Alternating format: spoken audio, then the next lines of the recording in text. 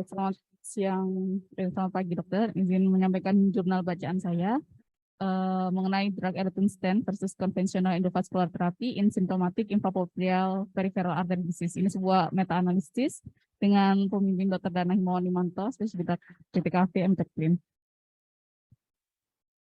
Jadi jurnal ini diambil dari Journal of the Society for Cardiovascular Angiography dan Intervention dengan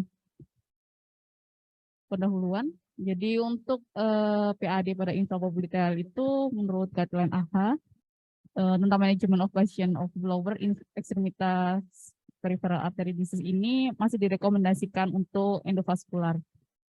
Terutama pasien-pasiennya dengan simptomatis claudicacio karena infrapoplial artery disease. Rekomendasinya 2B. Di sini untuk TASC untuk lesi-lesi infrapoplial dibagi menjadi TASC A, B, C, dan D. Untuk macam-macam revaskularisasi endovaskular yang direkomendasikan bisa mulai dari covert stent, kemudian drug eluting stent, cutting balloon, dan drug protector. Oke, di sini yang akan dibahas pada jurnal ini adalah belum banyak sebenarnya pembahasan atau meta-analisis yang membahas tentang kelebihan dari masing-masing modalitas dari endovaskular tersebut, mulai dari drug eluting stent dan maupun tipe yang konvensional. Jadi di jurnal ini mereka akan membahas tentang apa sih kelebihan drug eluting stent ini dibandingkan modalitas konvensional yang lain. Nah, ini macam-macam modalitas dari endovaskular, ada mulai dari krioplasti, kemudian ada di sini juga disebutkan covert stent, drug eluting stent, kemudian balon. Nah, untuk pola jurnal kali ini adalah untuk mengidentifikasi penggunaan DES dibandingkan dengan terapi endovaskular lain, terutama pada PAD yang infrapoplial. Nah, ini contoh dari DES. Pada jurnal ini untuk drug eluting stent-nya, mereka ada beberapa, jadi ada yang menggunakan sirolimus, ada beberapa manuskrip lainnya menggunakan everolimus, lotarimus, dan paclitaxel.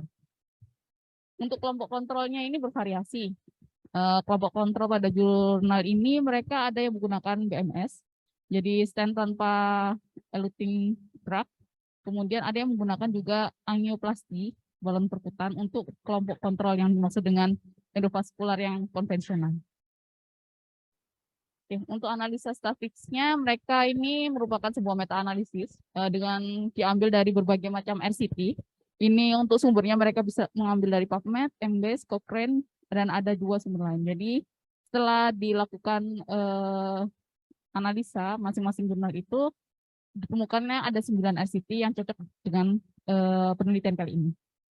Nah, ini datanya diambil dari tahun 2007 hingga Februari tahun 2021. Untuk kriteria inklusinya yang disamakan oleh mereka adalah pasien dewasa yang pertama yang diambil, kemudian yang menggunakan revaskularisasi DES, percutaneous transluminal angioplasti, drug-coated balon, dan BMS, kemudian didapatkan follow-up minimal 6 bulan. Untuk kriteria eksklusinya ini bermasing-masing, bermacam-macam, sehingga pada penelitian kali ini mereka memutuskan bahwa kriteria eksklusi ini berdasarkan eksklusi dari pertimbangan autor yang seniornya. Untuk variabel yang diperiksa ini ada 2, sebenarnya primary outcome dan secondary outcome. Untuk primary outcome-nya ini tentang potensinya, stenosis atau tidak stenosis.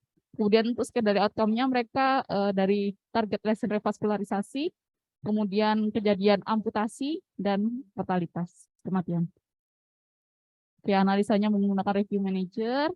Ini mereka menggunakan hazard ratio dengan confidence interval-nya 95% dan p-value-nya kurang dari 0,05 untuk signifikansi. Kemudian heterogenitasnya menggunakan rumus Higgins. Untuk koreksinya mereka menggunakan revise Cochrane untuk bias, kemudian dilakukan koreksi ulang lagi oleh 2 autor. Ini untuk tabulasi datanya. Jadi pertama mereka mencari yang sesuai dengan kriteria inklusi dan eksklusi dari PubMed, Embase, Cochrane. Kemudian mereka mengeksklusikan untuk yang duplikasi, maksudnya yang mirip-mirip. Kemudian dapatkan 68, kemudian dieksklusikan sesuai dengan kriteria eksklusi. Kemudian diteliti lagi apakah itu sebuah retrospektif, abstrak, apakah dia artikel yang diambil adalah RCT, dan dapatkan ada 9 manuskrip yang cocok untuk dijadikan penelitian kali ini. Ini data resumenya sebenarnya. Intinya karakteristik data dari semua jurnal itu, ini di sini ada 9 jurnal.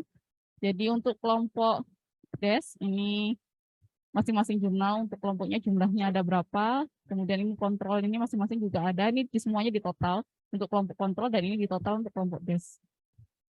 Kemudian rata-rata dari 9 manuskrip itu, PAD Infopopultia itu pasien lebih dari usia 40 tahun. Kemudian kebanyakan merupakan laki-laki sekitar 58-75%.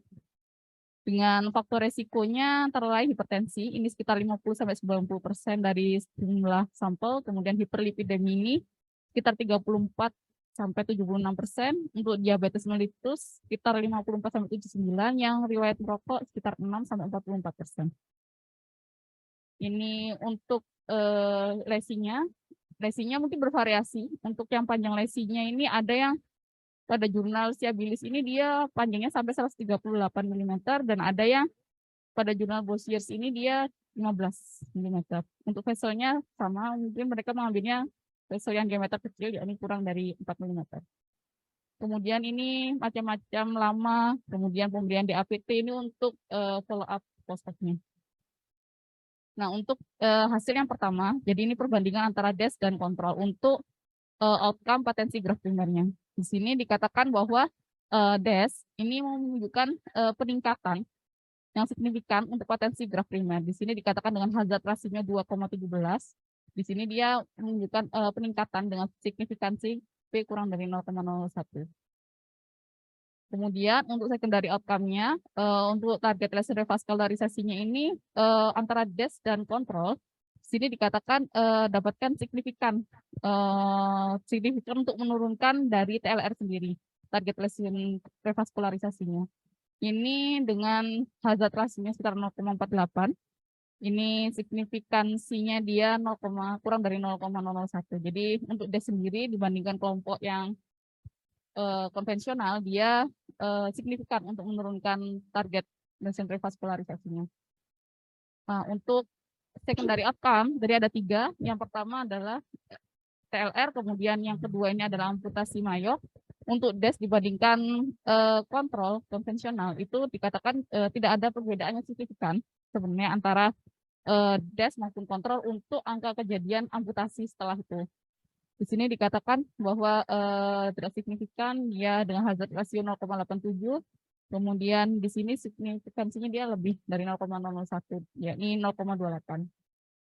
Terus untuk outcome yang terakhir, secondary outcome tentang mortalitas antara DES dan kontrol ini dikatakan bahwa juga tidak ada perbedaan yang signifikan untuk angka kejadian mortalitas pada terapi yang menggunakan DES maupun kontrol ini dengan hazard ratio 0,684. Dari sini signifikansinya lebih dari 0,01, yakni 0,95. Oke, jadi kesimpulan dari jurnal kali ini adalah bahwa kelompok DES ini lebih superior dalam meluaran potensi primer dan menurunkan revaskularisasi targetnya. Sedangkan untuk outcome perbedaan amputasi, kejadian amputasi maupun mortalitas tidak ada perbedaan yang signifikan antara DES maupun terapi konvensional. Untuk limitasi jurnal ini, yang pertama adalah ada banyak variasi kriteria inklusi. Jadi dari semua jurnal itu tidak ada satu yang sepakat sama. Kemudian yang kedua adalah modalitas untuk melihat outcome-nya itu berbeda-beda. Jadi ada yang menggunakan angiografi invasif, ada yang menggunakan CT scan, ada yang menggunakan duplex ultrasound. Kemudian obat yang digunakan untuk DES juga bervariasi. Jadi antara satu jurnal sama satu jurnal yang lain tidak sama untuk obatnya. Kemudian limitasinya lagi juga kelompok kontrolnya bervariasi. Jadi sebenarnya angka baiknya jika kelompok kontrol itu satu, misal balon angioplasia aja atau bare metal stent aja tanpa drug electing. Nah, ini jadi satu semuanya konvensional dijadikan kontrol seperti itu.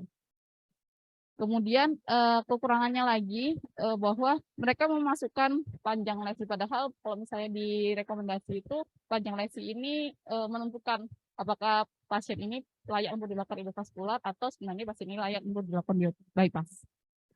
Dan kemudian di sini untuk terapi atrektomi tidak dimasukkan dalam studi ini.